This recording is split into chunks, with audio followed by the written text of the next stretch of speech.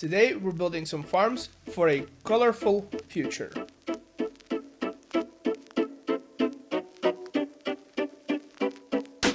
Welcome to a new video on the single player world, and today I want to work on some dye farms. But first, we need to get rid of some of this dirt.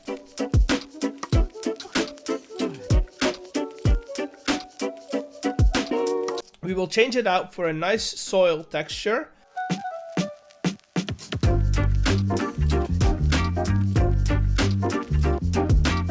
Never mind, I'm out of rooted dirt. There should be some wild azalea trees around here though, so there's always a hefty amount of rooted dirt underneath those.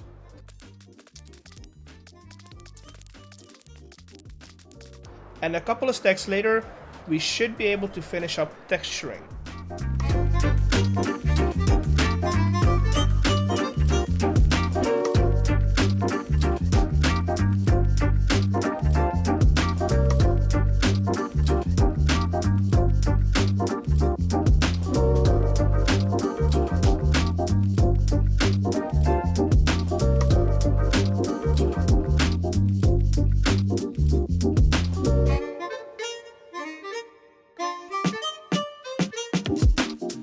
Alright, that's a lot better.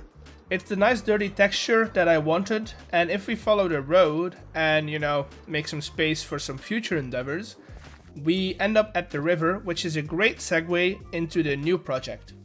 Let's talk about it while I map out where the river biome actually is. Because this town is producing mud, clay, and it stores all of my terraforming blocks, I thought it might be nice to store the terracotta and the glass here as well, since both are made from those products. I don't really use concrete all that much, but we can give it some place in the town as well. One thing that all of these have in common though, is that we need dyes to get all the colors. In a few weeks we're getting the 1.21 update, and we'll be able to automate the crafting of dye. But we still need a source for all the raw materials, and that's where today comes in. The common Minecraft player amongst the viewer probably already knows what I'm making. But for the ones that don't know, here's how this is going to go. First, we drain the marked out space. Then we dig down, lay down some flat tracks with the hopper below it, cover all of that with magma blocks, and when we're done with that, we can start making columns of water. By making this chessboard pattern using some fence gates, we do have to make sure that they're all open. And then up at the top, we make the same pattern using some glass. As a final touch, we fill in all of the open holes with water.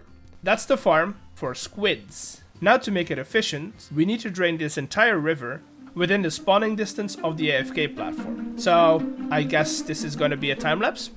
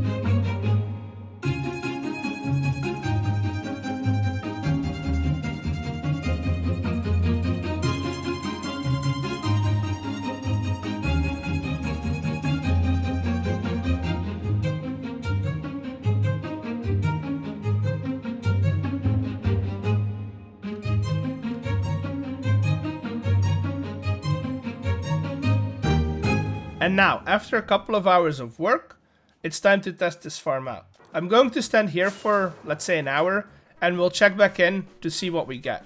1 hour later, and we have got, drumroll please, a decent amount of ink sacs. This is going to be a pretty decent source of black dye. Now the only thing that we're missing is some primary colors. The first ones that we're going to be dealing with is green. And what produces green dye? Correct, cactus. This is going to be the third cactus farm that we're making in this world. And I'm not going to go over how we build it because it's pretty straightforward.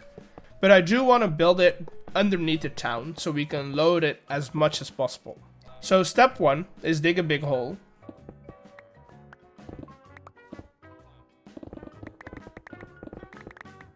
And now it's time for repeating the same pattern of sand, cactus, and fences for multiple floors. The only thing that you need to know for cactus farms is that there's only one way to make them efficient, quote unquote. And that's bigger is better. The only way these types of farms produce faster is if they're bigger. So I'm gonna get back to you when I'm done with this one. This farm is big. Like, one layer is big, but there's 4 of them. I want to get the output from the squid farm to feed into this as well. So I'm digging towards it, and I'm thinking this might be a bit too far. I was planning on using a minecart, but that might not be an option. I got all the tracks in place, and let's see if we can test this out. It seems to be doing fine, but I'm going to wait here for a second and see if it comes back. I don't think this will be as successful as we hoped for. I've been checking, and it seems like we need to load both sides of the track for it to work. We can try water streams though, maybe that eliminates the problem of loading the chunks.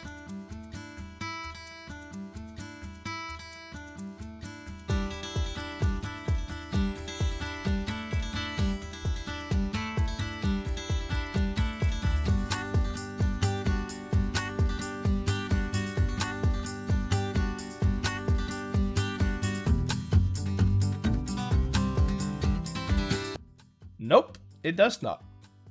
The items that are being dispensed on the other side are just not loaded in.